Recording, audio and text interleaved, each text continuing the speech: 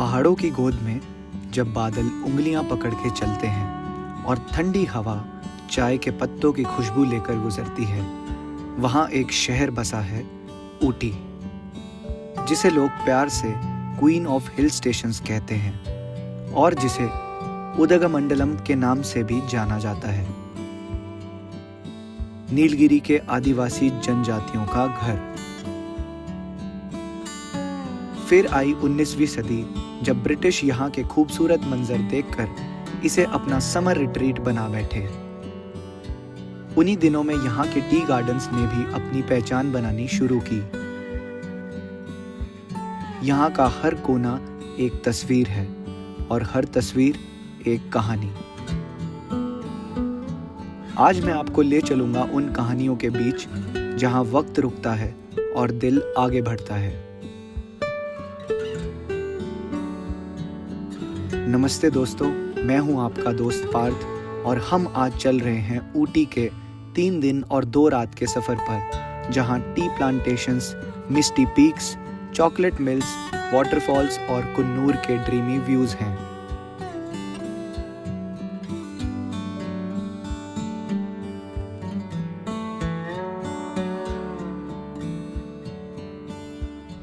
ऊटी पहुंचने के बहुत तरीके हैं।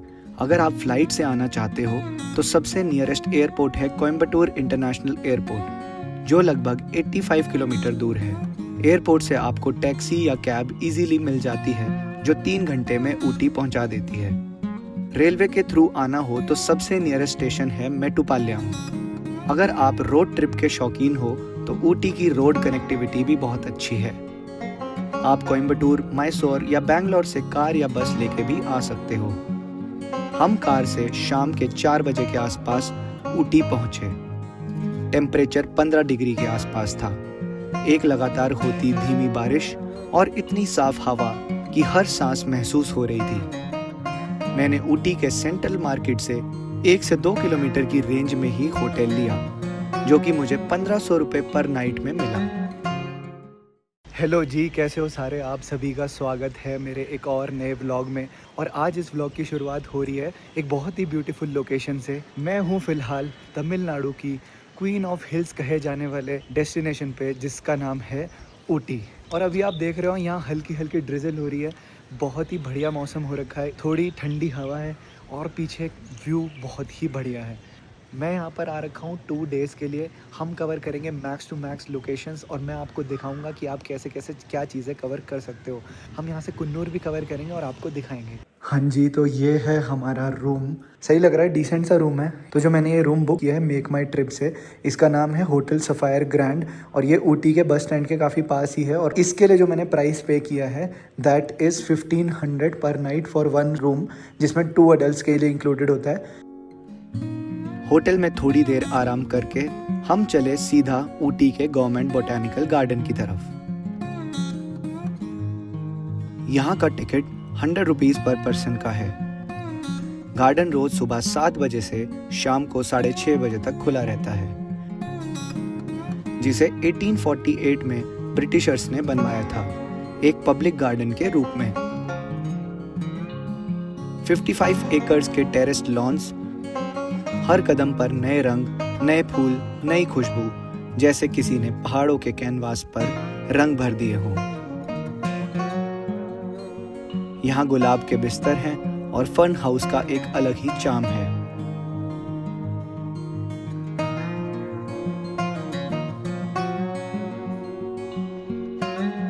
बोटैनिकल गार्डन के शांत रंगों के बाद इस गार्डन से बाहर निकलते ही ऊटी की छोटी सी टिबेटन मार्केट दिखती है। यहाँ शॉपिंग से पहले खुशबू मिलती है मक्की के गर्मा गर्म भुट्टे की, मैगी की स्टीमिंग बॉल से उठता धुआं, ऊटी स्पेशल चॉकलेट्स और सोवेनियर्स, जिसे आप ऊटी ट्रिप की याद के तौर में साथ ले जा सकते हो। टिबेटन मार्केट के बाद हम चले ऊटी सिटी की मेन मार्केट की तरफ, जिधर हमें चॉकलेट शॉप्स के अलावा ढेर सारे खाने के ऑप्शंस मिलते हैं। South Indian, north Indian, Chinese, KFC, pizza हट, डोमिनोज, सभी तरह के ऑप्शंस अवेलेबल हैं। हमने उस रात कैलाश पर्वत में नॉर्थ इंडियन डिनर किया, जिसके साथ हमारा डे 1 एंड हुआ। अगले दिन की सुबह भी बारिश के साथ ही शुरू हुई। हम निकले डोडा बेटा पीक की तरफ। कुछ देर के लिए बादल हट गए और उनके बीच से पहाड़ियों पर छोटे छोटे घर झलक दिखाने लगे। रास्ते के दोनों तरफ घने जंगल, आसमान से गिरती हल्की बारिश और आसपास लहराते बादल, जैसे हम किसी और ही दुनिया में सफर कर रहे हों। डोडा बेटा पीक ऊटी की मेन मार्केट से लगभग 8 किलोमीटर दूर है। हाँ जी, तो मैं आ चुका हूँ फिलहाल डोडा बेटा पीक ऊटी पर, और आप देख सकते हो कि पीछे कैसे यहाँ पर मिस्ट पूरे में हो रखी है। थोड़ी थोड़ी बारिश भी हो रही है और काफ़ी बढ़िया मौसम लग रहा है। यहाँ पर आप ऐसे रेन कोट्स ले सकते हो। ये रेन कोट जो मैंने लिया है कुछ 150 रुपीज़ का है। ऐसे 2 टाइप के रेन कोट दे रहे हैं, एक 100 रुपीज़, एक 150। ये थोड़ा अच्छा है, स्टडी सा है। पार्किंग से डोडा बेटा पॉइंट तक का छोटा सा 200 मीटर का वॉक एक छोटी सी प्यारी मार्केट से होकर गुजरता है।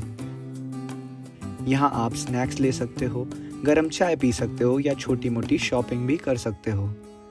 ऊपर पहुंचकर सिर्फ 10 रुपए की एंट्री टिकट के बाद खुलता है एक लाजवाब नज़ारा।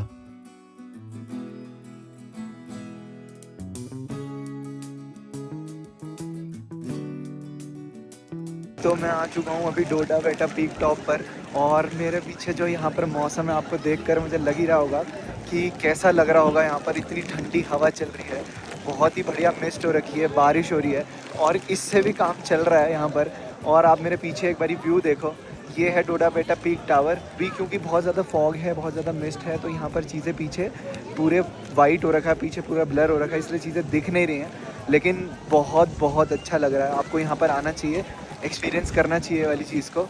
ये व्यू मुर्थी पीक के लिए यहाँ से व्यू दिख जाता होगा और यहाँ से व्यू ऊटी टाउन का, लेकिन अभी तो फ़िलहाल कुछ दिखाई नहीं दे रहा है बिकॉज इतनी ज़्यादा फॉग है। मौसम क्लियर ना होने की वजह से सिटी व्यू तो नहीं मिल पाया, लेकिन जो चीज़ मिली वो और भी खास थी। पहाड़ों के ऊपर तैरते बादल, धीमी धीमी बारिश और ठंडी हवाओं के झोंके। हर तरफ लोग अपने रेन कोट्स में इस रिफ्रेशिंग हवा का अपना अपना मजा ले रहे थे। पेड़ के पत्ते तेज हवा में सरसरा रहे थे, फूल बारिश के बूंदों के साथ झूम रहे थे और हम इस कुदरत के नज़ारे को बहुत ही करीब से महसूस कर रहे थे। यहाँ थोड़ी देर वक्त गुजारने के बाद हम ऊटी की तरफ वापस निकले। रास्ते में हमें चाय के बगीचे मिलते हैं, जहाँ लोग रुककर उन हरे भरे खेत के बीच अपनी तस्वीरें लेते हैं। चाय की पत्ती की खुशबू एकदम नई ताजगी से भर देती है, और जब बादल इन हरे रंग के समुद्र के ऊपर तैरते हैं तो लगता है जैसे पोस्टकार्ड जिंदा हो उठा हो।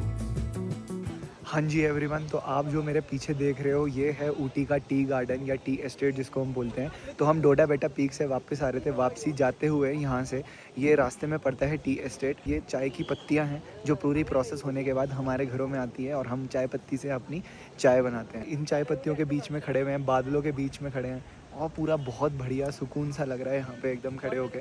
सामने आपको ये ऊटी का सिटी का पूरा व्यू भी दिख रहा है। यहाँ पे छोटे छोटे घर दिखाई दे रहे हैं। यहाँ से नीचे जाएंगे तो ऊटी का रास्ता आ जाएगा। ये है हमारी टी लीव्स जो कितनी बढ़िया लग रही हैं देखने में, और ये पूरी तरफ आपको यहाँ पर ऐसा ही दिखाई देगा। थोड़ी दूर आगे बढ़ते ही मिलती है टी एंड चॉकलेट फैक्ट्री। सिर्फ 20 रुपए का टिकट और यहाँ शुरू होता है एक नया सफ़र।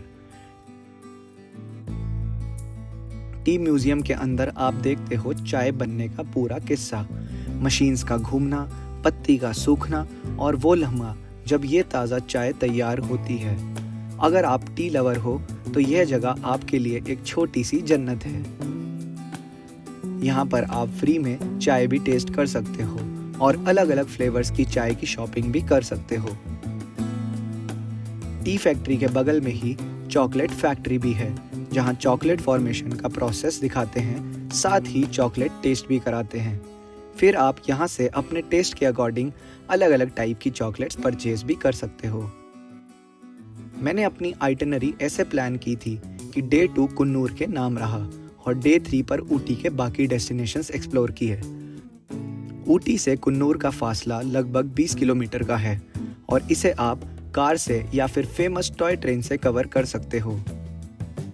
अगर आप फर्स्ट टाइम ट्रैवलर हो तो मैं रिकमेंड करूंगा कि उदगमंडलम स्टेशन से कुन्नूर तक का सफ़र टॉय ट्रेन से ज़रूर करो। यह जर्नी एकदम सिनेमैटिक लगती है। घने जंगल, पहाड़ी घुमाव और बीच बीच में छोटे छोटे स्टेशंस जो पोस्ट कार्ड जैसे लगते हैं।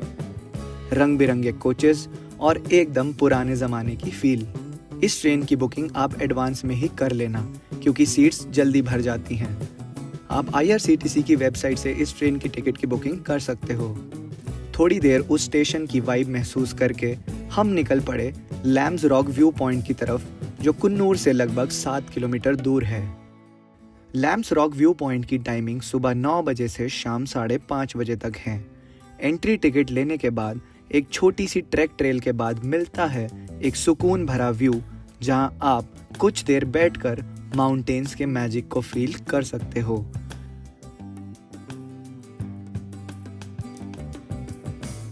लैम्स रॉक से लगभग 5 किलोमीटर आगे मिलता है डॉल्फिन्स नोज पॉइंट, एक ऐसी जगह जहां लगता है कि हम बादलों से भी ऊपर खड़े हैं। हाँ जी, तो मैं पहुंच चुका हूं अभी डॉल्फिन्स नोज कुन्नूर में। ये एक व्यू पॉइंट ही है यहाँ पर, और ये कुछ कुन्नूर से कुछ 12 किलोमीटर्स के आसपास है। और इसी के रास्ते में लैम्स रॉक भी पड़ता है, जो हमने देखा। कहीं भी जाओगे, आपके पास अगर कोई भी व्हीलर है तो वहाँ पे 20 रुपये, 100 रुपये। जैसे डॉल्फिन्स नोज में 100 रुपीज़ की पार्किंग फ़ीस ली है इन्होंने, और लैम्स रॉक में 20 रुपीज़ की थी। और बाकी आप मेरे पीछे व्यू देखो। सुबह 9 से शाम 6 बजे तक यह खुला रहता है।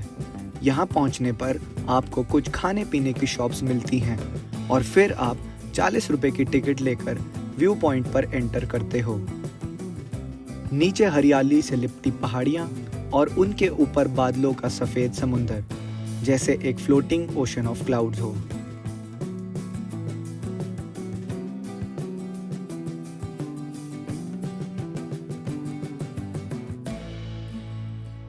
कुछ देर यहाँ रुककर हम टी गार्डन्स के बीच से होते हुए वापस ऊटी की तरफ निकले, और इसी के साथ खूबसूरत व्यूज और यादों से भरे हमारा डे 2 खत्म हुआ।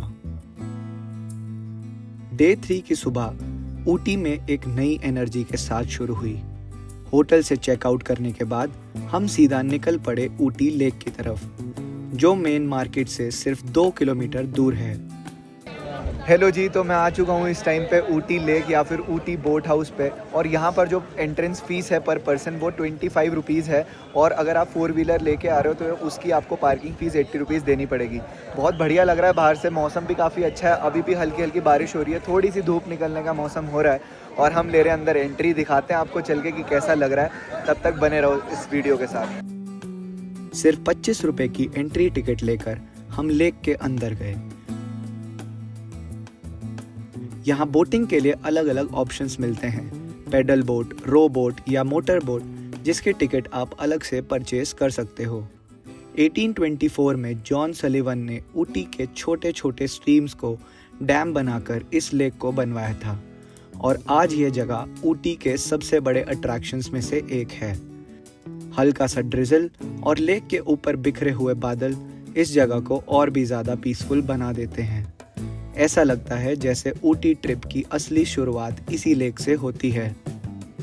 फैमिलीज यहाँ आती हैं बोटिंग करने, बच्चे गेम्स एंजॉय करते हैं, और साइड स्टॉल से सोवेनियर्स की शॉपिंग होती है। ऊटी लेक देखने के बाद हम पहुंचे गवर्नमेंट रोज गार्डन, एक ऐसा बगीचा जहां रंग बिरंगे गुलाबों का समुंदर खिला होता है। हाँ जी एवरीवन, तो फ़िलहाल मैं हूँ रोज़ गार्डन में, गवर्नमेंट रोज़ गार्डन। ये ऊटी के बिल्कुल बस स्टैंड के पास ही पड़ता है, मेन मार्केट के पास काफ़ी पड़ता है। 1 किलोमीटर के विद इन रेंज आप पहुँच सकते हो। यहाँ पर 75 रुपीज़ पर पर्सन टिकट है, और यहाँ पर अलग अलग टाइप के रोजेज़ लगे हुए हैं। व्यू बहुत ही बढ़िया है, पूरे ऊटी सिटी का व्यू दिख रहा है यहाँ से। यह गार्डन टेरेस स्टाइल यानी स्टेप्ड डिज़ाइन में बना है, जहाँ हर एक स्टेप पर अलग अलग वेराइटीज़ के रोजेज़ खिलते हैं। कहीं गुलाबी, कहीं लाल, कहीं सफ़ेद, जैसे रंगों का एक रंगमंच सजा हो। शांत हवा, खिलते फूल और दूर से दिखने वाला ऊटी सिटी का नज़ारा सब मिलकर इस गार्डन को और भी खास बना देता है। एक ऐसी जगह जहां आप अपना कुछ शांत समय ज़रूर बिताना चाहोगे।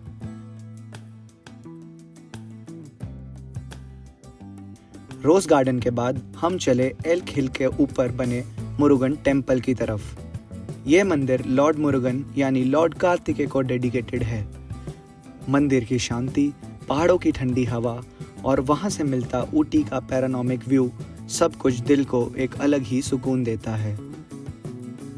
रास्ते में हमें एक झलक मिली सेंट स्टीफेंस चर्च की, जो ऊटी का सबसे पुराना चर्च है।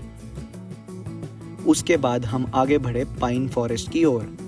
बस 7 किलोमीटर दूर और सिर्फ 40 रुपए की टिकट के साथ आप पहुंच जाते हो एक ऐसी जगह जहां नेचर अपना सबसे खूबसूरत रूप दिखाता है। एक लाइन में खड़े ऊंचे पाइन के पेड़ बिल्कुल फिल्मी सेट जैसे लगते हैं, जो हर नज़र को सिनेमैटिक बना देते हैं। इसी फॉरेस्ट के बीच एक छोटी सी लेक भी है, जहां बैठकर आप कुछ पल अपने लिए निकाल सकते हो, सिर्फ आप, नेचर और वो शांत सा लम्हा। इसके बाद हम अपनी आइटिनरी की लास्ट लोकेशन पायकारा फॉल्स की तरफ चले। ये ऊटी से 21 किलोमीटर दूर है। पार्किंग से आपको लगभग 1 किलोमीटर अंदर चलना पड़ता है, चाहे पैदल या फिर बैटरी कार से, जो राउंड ट्रिप का 25 रुपए पर पर्सन लेते हैं। यहाँ पर काफ़ी सारे फूड स्टॉल्स भी हैं, जहाँ रुककर आप मैगी कॉर्न वगैरह भी खा सकते हो। रास्ते में दोनों तरफ छोटी पहाड़ियों से घिरी सड़क और हल्की बारिश सफर को और भी मैजिकल बना देती है। धीमी धीमी बारिश हो रही थी और हमने फिर से रेनकोट डाल लिया। पायकारा फॉल्स एंट्री पॉइंट पर 30 रुपए की टिकट लेकर कुछ सीढ़ियां नीचे उतरकर जाना पड़ता है। नीचे पहुंचे तो सामने दिखता है एक ब्रेथ टेकिंग वाटरफॉल, बारिश की वजह से जिसका फ्लो और तेज हो गया था। सामने गिरता हुआ वो शानदार पायकारा फॉल्स देखकर लगता है कि यह ट्रिप एक परफेक्ट एंडिंग के साथ कंप्लीट हो गया, और इसी के साथ हमने अपना ऊटी कुन्नूर का सफर खत्म किया और चल पड़े घर की ओर। दोस्तों, अगर यह सफर आपको पसंद आया हो तो लाइक और कमेंट जरूर करें। चैनल को अगर सब्सक्राइब नहीं किया है तो सब्सक्राइब करें और मेरी नोटिफिकेशंस के लिए बेल आइकन को प्रेस करें, ताकि अगले सफर की कहानी आप सब तक सबसे पहले पहुंचे। तब तक के लिए लेते हैं आपसे इजाजत। मिलते हैं एक नए सफर के साथ। धन्यवाद।